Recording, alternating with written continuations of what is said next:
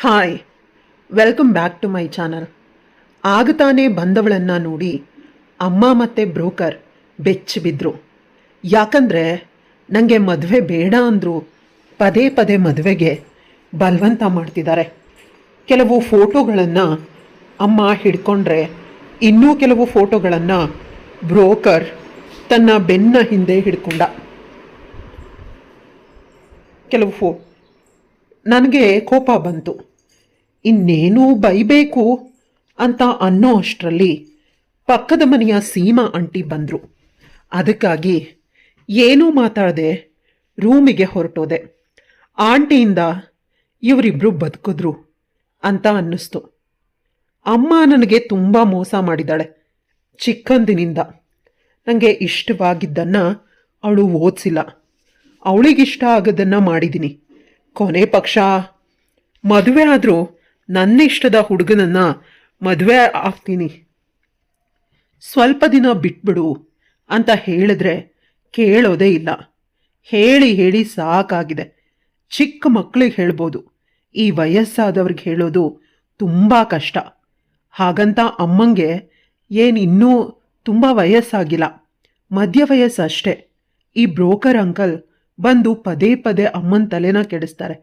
ನನಗೆ ಇನ್ನೂ 2-3 ವರ್ಷ ಮದುವೆ ಬೇಡ ಇತ್ತು. ಸ್ವಲ್ಪ ಹೊತ್ತು ಹಾಗೆ ಮಲಗಿದ್ದೆ. ಎಚ್ಚರ ಆದಾಗ ಅವರಿಬ್ಬರ ಮಾತುಕತೆಗಳು ಕೇಳಿಸ್ತು.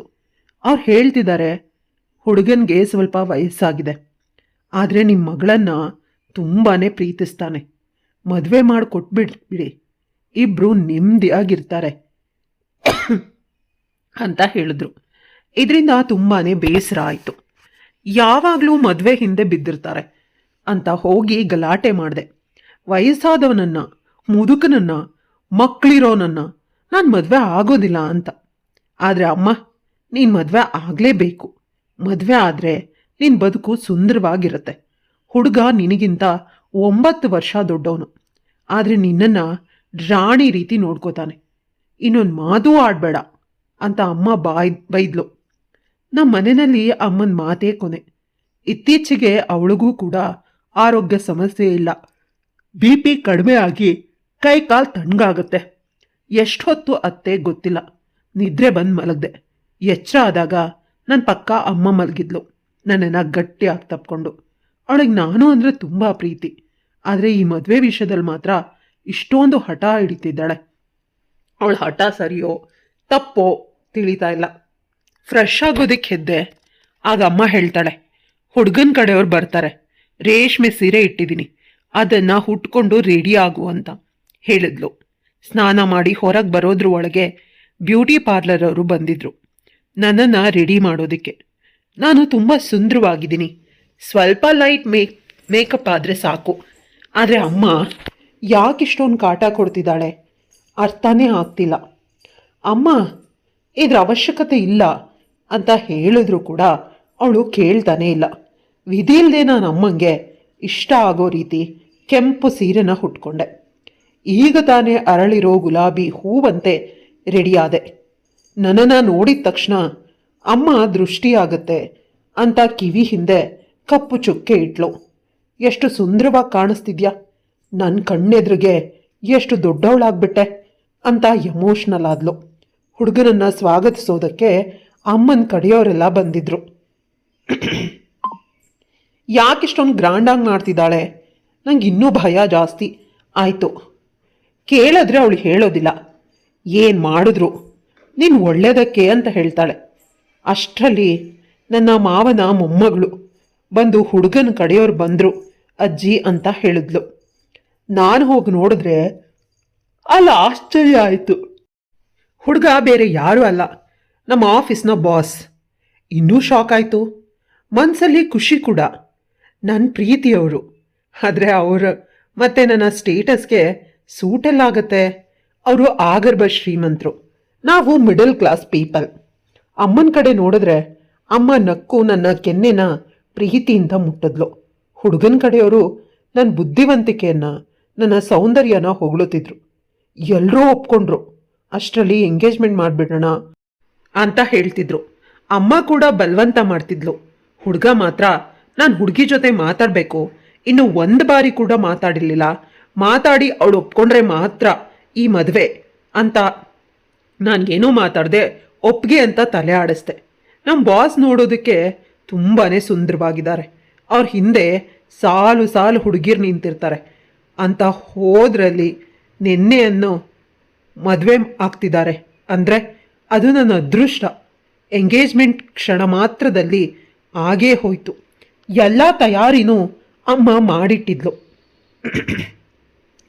ಎಂಗೇಜ್ಮೆಂಟ್ ಆಗಿ ಎಲ್ಲ ಶಾಸ್ತ್ರಗಳು ಆದ ನಂತರ ಹುಡುಗಿ ಜೊತೆ ನಾನು ಈಗಲಾದರೂ ಮಾತಾಡ್ಬೋದಾ, ಅಫಿಷಿಯಲ್ ಆಗಿ ಎಂಗೇಜ್ ಆಗಿದ್ದೀನಿ ಅಂತ ಅಮ್ಮನ ಬಳಿ ಸರ್ ಬಂದು ಕೇಳೇ ಬಿಟ್ರು. ಆಗಮ್ಮ ವಿಧಿ ಇಲ್ಲದೆ ಒಪ್ಕೊಳ್ಳೇಬೇಕಾಯ್ತು. ಸರ್ ನನ್ನ ಕೈಯನ್ನು ಹಿಡ್ಕೊಂಡು ಏನು ಮಾತಾಡದೆ ಕಾರಿನ ಕಡೆ ಕರ್ಕೊಂಡು ಹೋದರು.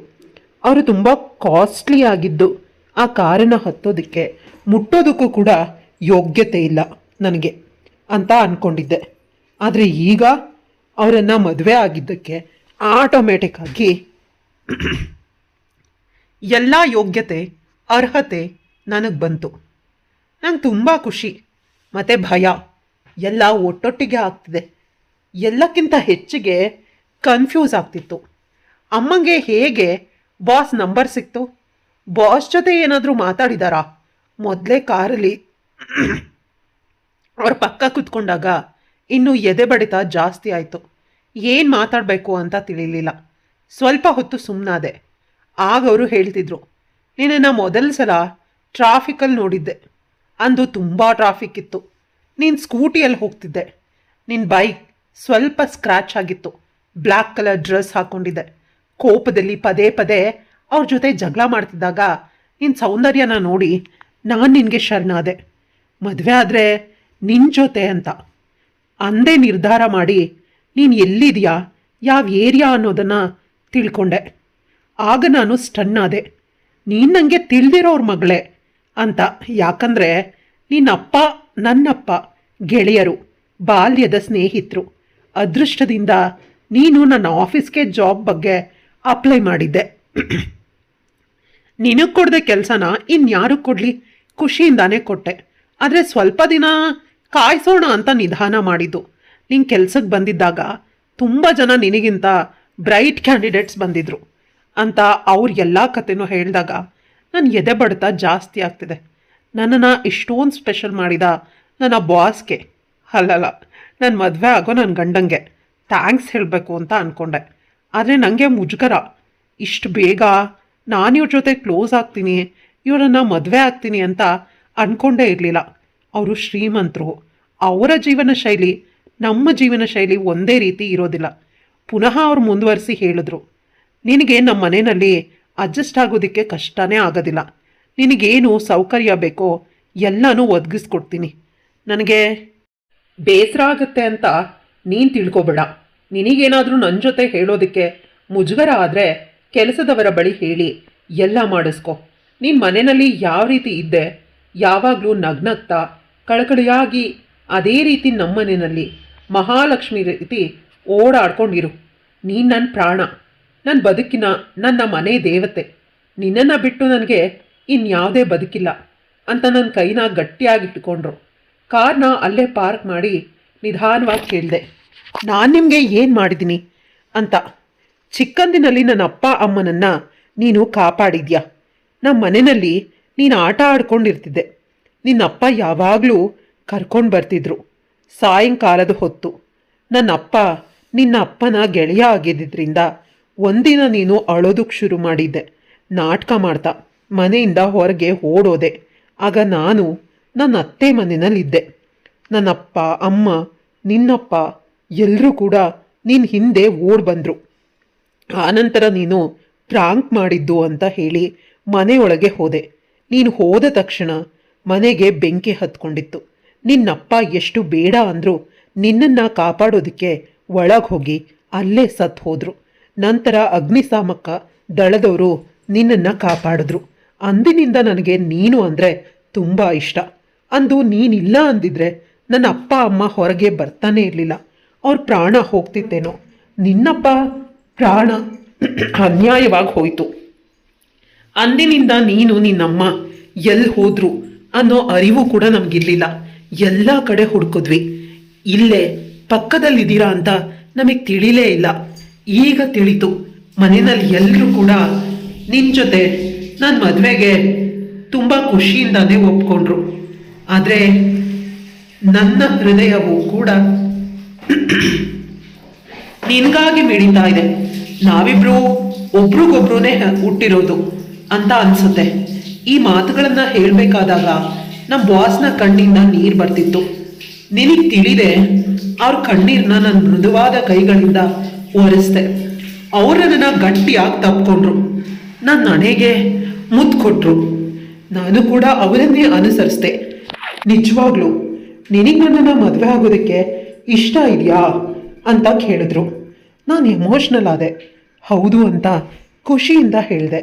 ಅವರು ಅವ್ರ ಪಾಕೆಟಲ್ಲಿದ್ದ ಡೈಮಂಡ್ ಬ್ರಾಸ್ಲೆಟ್ನ ನನ್ನ ಕೈಗೆ ತೋರಿಸಿದ್ರು.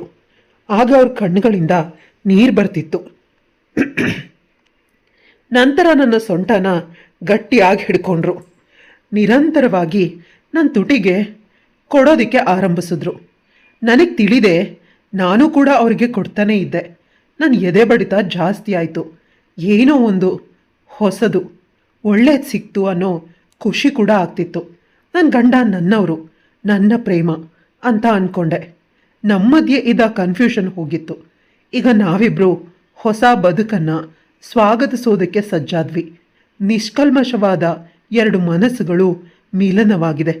ಇನ್ನು ದೇಹಗಳ ಮಿಲನಕ್ಕೆ ದಿನಗಳನ್ನು ಲೆಕ್ಕ ಹಾಕ್ತಾ ಇದ್ದೀವಿ. ಕತೆ ಇಲ್ಲಿಗೆ ಮುಗಿಯುತ್ತೆ. ಕತೆ ಇಷ್ಟ ಆದರೆ ಲೈಕ್, ಶೇರ್, ಕಮೆಂಟ್ ಮಾಡೋದನ್ನು ಮರಿಬೇಡಿ. ಇಂತಹ ಇನ್ನಷ್ಟು ಇಂಟ್ರೆಸ್ಟಿಂಗ್ ಕತೆಗಳಿಗಾಗಿ ನನ್ನ ಚಾನಲ್ನ ಸಬ್ಸ್ಕ್ರೈಬ್ ಮಾಡ್ಕೊಳ್ಳಿ.